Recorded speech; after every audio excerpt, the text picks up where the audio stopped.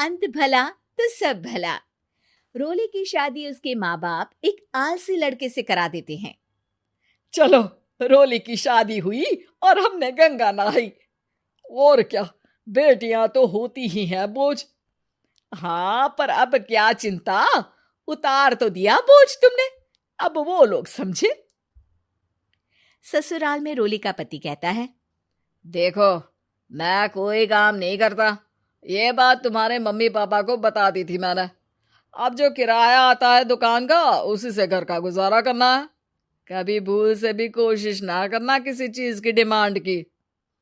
क्या mummy papa को पता था कि आप कोई काम नहीं करते?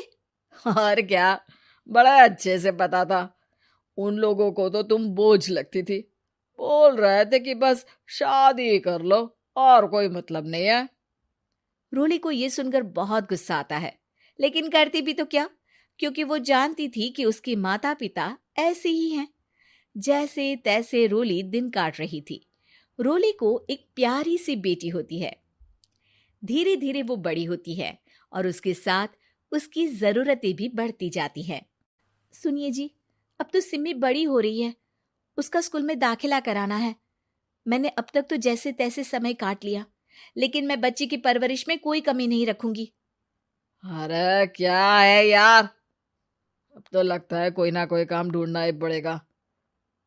अब पति रोज काम की तलाश में जाता और बिना किसी काम के वापस आ जाता।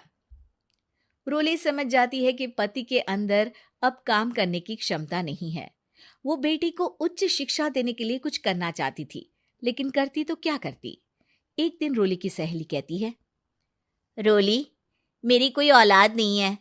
अगर तू मेरी औलाद को जन्म दे तो मैं तुझे तेरे मुंह मांगे पैसे दूंगी। अरे, तेरी औलाद को मैं कैसे जन्म दे सकती हूँ? सरोगेसी से। बच्चा मेरा और वैभव का ही होगा, लेकिन कोख तेरी होगी। ये संभव है रोली।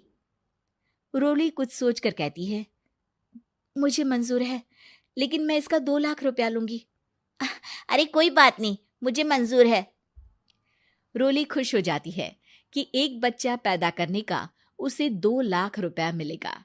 वो घर आकर पति को बताती है, वो भी खुश हो जाता है। अब क्या था, डॉक्टर के पास जाकर सहेली का बच्चा रोली की कोख में पलने लगता है।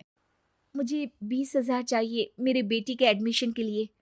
हाँ हाँ ठीक है, मैं उसके एडमिशन से लेकर सारे खर्चे उसके अकाउंट में डाल रही हूँ। रोली की बेटी का एडमिशन हो जाता है। रोली को लगता है कि वो अब सब कुछ ठीक कर देगी। दिन और महीने आगे बढ़ते हैं। अब एक दिन, एक बात कहूँ जी, काश इस बच्चे को मैं रख पाती। मैं अब इससे काफी जुड़ गई हूँ। अरे यार, पता नहीं किसका बच्चा है, अपने पास है ना अपनी मुन्नी। हाँ, लेकिन अब मैं भी इस बच्चे से जुड़ाव फील करने लगी हूँ। लेकिन मैं ये जानती हूँ कि ये मेरा बच्चा नहीं है। दोनों की जिंदगी ठीक चल रही थी, लेकिन कहते ना कि सुख का पल ज्यादा लंबा नहीं होता। एक दिन रोली की सहेली का फोन आता है। रोली, मुझे अब ये बच्चा नहीं चाहिए, मैं अपने पति को छोड़ रही हूँ। अरे लेकिन मुझे पैसों की जरूरत है, बच्चा तुम्हारा है, मैं क्या करूंगी? सहेली बिना कुछ बोले फोन काट देती है, फोन स्विच ऑफ कर देती है। लेकिन रोली के जीवन का तूफान यहीं नहीं रुकता। रोली, मैं इतना भार नहीं उठा सकता। आज पढ़ाई का पैसा मांग रही हो, कल को शादी, कॉलेज और पता नहीं क्या क्या। मैं तुम्हें छोड़ रहा हूँ, अपनी बच्ची उठाओ और निकलो इस घर से। अरे पर मैं कर तो रही हूं ना बच्चे के लिए काम, आप आराम से रहिए ना। क्या काम कर रही हो, देख रहा हूं मैं। ये छोटा शहर है, यहाँ लोगों को बात बनाते वक्त नहीं लगता। तो मैं क्या करूं? ज्यादा पढ़ी लिखी नहीं हूं, कैसे घर के खर्चे चलाऊं? और आप तो काम करना ही नहीं चाहते। हाँ, ना चाहता हूं और ना ही करूंगा। रोली को पति की बात पर काफी गुस्सा आ जाता है। ठीक है, अगर मेरे जीवन में संघर्ष ही लिखा है तो वही सही। इस वक्त पति होने के नाते आपको मेरा साथ देना चाहिए था, लेकिन नहीं, आपने तो इस हाल में मुझे घर से बाहर निकालने की बात कह डाली। देखो, ये सारी फालतू की बातों के लिए वक्त नहीं है मेरे पास। रोली, जिसकी कोख में किसी और का बच्चा था और साथ छोटी सी बेटी, पति का घर छोड़कर रास्ते पर आ जाती है। रोली के पास मायके के सिवा दूसरा कोई रास्ता नहीं होता। अरे रोली कैसी है? कितने दिनों के लिए आई है? हमेशा के लिए माँ। वो माँ को सारी बात बता देती है। ओए लड़की, इतनी हिम्मत का काम कर लिया। अरे ना ना, यहाँ कोई जगह नहीं है। तुम तो अपना बोरिया बिस्तर उठाओ और निकलो यहाँ से। रोली के पास अब मायके का रास्ता भी नहीं बचता।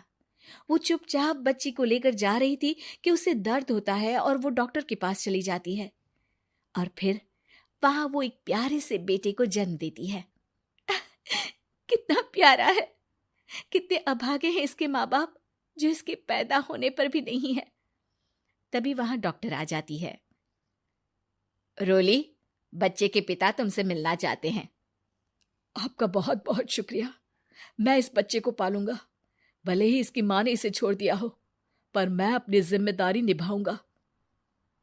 तो क्या आप मुझे इसके पैदा करने के लिए जिन पैसों की बात हुई थी वो भी देंगे? हाँ, और साथ ही आप चाहें तो मेरे घर में रहकर मेरे बच्चे की देखभाल भी कर सकती हैं। मैं उसके लिए आपको सैलरी दे दिया करूंगा। रोली को लगता है कि जैसे भगवान ने उसके लिए सुकून का रास्ता खोल दिया। वो अब मुकेश के साथ उसके घर चली जाती है, जहां रहकर वो उस बच्चे की देखरेख करती है। अब मुकेश के घर को रोली अच्छे से संभाल लेती है। उसके लिए खाना बनाने से लेकर बच्चों की देखभाल और घर की देखरेख। धीरे धीरे मुकेश को रोली से प्यार हो जाता है। रोली, तुम्हारी बेटी और मेरा बेटा बिल्कुल भाई बहन की तरह साथ रहते हैं। हाँ, आखिर है तो एक ही कोख के बच्चे, अटैचमेंट तो होगा ही ना। रोली, तुमने घर और मुझे दोनों को संभाल लिया। ये तो मेरा काम है। आपने भी तो मुझे छत दी जिससे मैं अपनी बेटी की पढ़ाई और भविष्य के लिए पैसे जोड़ सकूं। अब रोली, क्या तुम मुझसे शादी करोगी? अब मैं जानता हूं तुम्हारी भी शादी कुछ खास अच्छी नहीं रही। रोली को मुकेश की बात ठीक लगती है। वो उसे हाँ बोलने की सोच ही रही होती है कि उसके पहले पति का फोन आ जाता है। रोली, मैं बहुत परेशान हूं। मेरा एक्सीडेंट हो गया है। मैं चाहता हूं तुम वापस आ जाओ। रोली को पुराने पति की चिंता होने लगती है।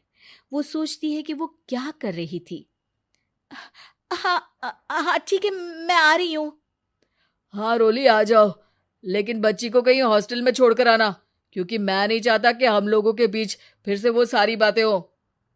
रोली को समझ आ जाता है कि पति आज भी सुधरा नहीं है।